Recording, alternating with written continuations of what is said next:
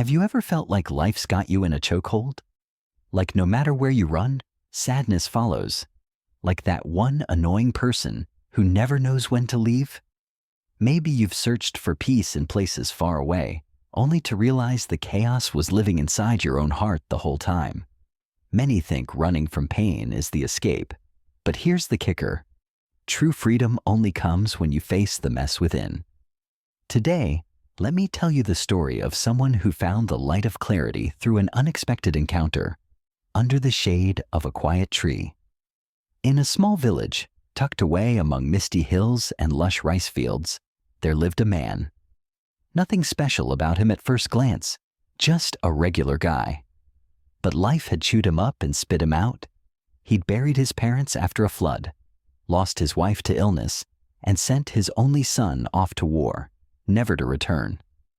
With nothing left but sorrow and a small cloth bag, he wandered from place to place, hoping that distance might heal him. But the pain? It clung to him like wet clothes after a downpour. Every new village, every new face, only reminded him of what he lost. His once bright eyes were now clouded, his soul heavy. No sunrise brought hope, only memories. And so he walked, forests, villages, mountains, searching for something, anything to make the ache go away. One blistering day, after hours under the unforgiving sun, he found himself at an ancient tree beside a river. Beneath its cool shade sat an old monk, meditating. The monk's face was serene, like the calm before a storm, and his eyes, they seemed to glow with some secret truth. The man stopped, hesitant, yet hoping for something, anything. The monk's eyes opened slowly, like he'd been waiting for this moment. A small, knowing smile crossed his face, not cheerful, but understanding.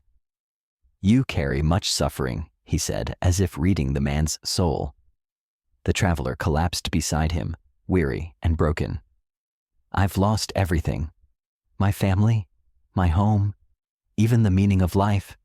I've walked for so long, but the pain never leaves." The monk nodded, slow and deliberate. "The world is full of suffering, but have you ever asked yourself, what is suffering truly?" The man's voice cracked as he answered, "It's the emptiness, the sleepless nights, the life with nothing left to hope for." The monk picked up a fallen leaf, held it up for a moment, then let it float away with the breeze. Suffering is like this leaf. Born from conditions, it doesn't arise on its own, and it doesn't last forever. The man's brow furrowed, confused. "But I can't escape it." The monk's gaze softened, filled with compassion. "It's not suffering that's strong, but your belief that things should have been different. You're holding on to the past, clutching it like a burning coal, thinking you can keep it. But it's burning you." The man bowed his head, the weight of his loss pressing him down. "I loved them. I don't want to let go." The monk spoke gently. "Love is not wrong, but when it's tied to the desire for permanence, it becomes a chain. Impermanence is not cruel. It's life's nature. Everything is born, and it will pass away.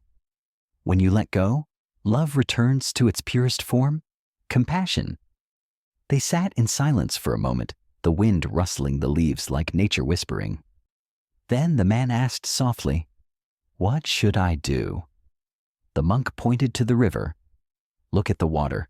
It doesn't cling. Learn to breathe, to sit still, to observe your mind. Don't chase thoughts. Don't resist emotions. Simply see them and let them float away, like clouds in the sky." The man hesitated. "Can I really do that?" "You don't need to do it perfectly," the monk replied. "Just begin." Every mindful breath is a step toward liberation. For the first time in years, the man felt a flicker of hope inside him. The pain didn't vanish, but it wasn't a shackle anymore. It had become a teacher. The monk stood, ready to leave. "I must go, but you may stay. This tree welcomes those who are ready to be still." The man bowed in gratitude. "Who are you, master?" The monk smiled, eyes twinkling like stars in the dark.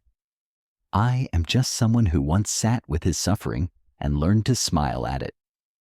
And with that, he walked away, light as a drifting cloud. The man stayed. He sat under that tree for many days, watching the river, listening to the wind and following his breath. The sorrow didn't vanish overnight, but it softened. The suffering didn't disappear. It transformed into understanding, and within that understanding, the first seeds of peace began to grow. When seen through mindfulness and compassion, suffering isn't a wall, it's a door to awakening.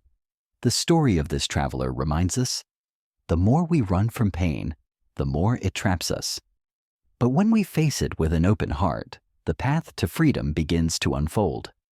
As the Buddha once said, just as the lotus is born in water, grows in water, but rises above it untainted, so too can we be born in life, live in life, and rise above it. What part of this story touched you the most? Have you ever faced pain that eventually led to awakening? Feel free to share your thoughts below.